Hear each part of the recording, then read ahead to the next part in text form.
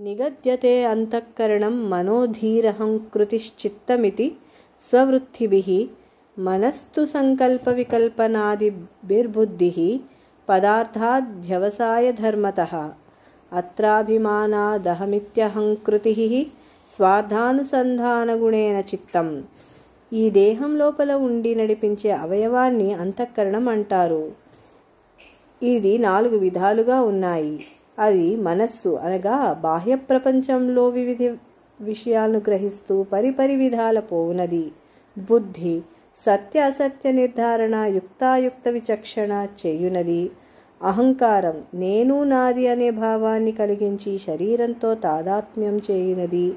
చిత్తం పూర్వజన్మల్లో చేసిన వివిధ కర్మల వలన కలిగిన సంస్కారాలను బట్టి మనకు ఇష్టాయిష్టాలు కలుగుతాయి. ఈ 4ంటిని అంతఃకరణ చతుష్టయం అంటారు.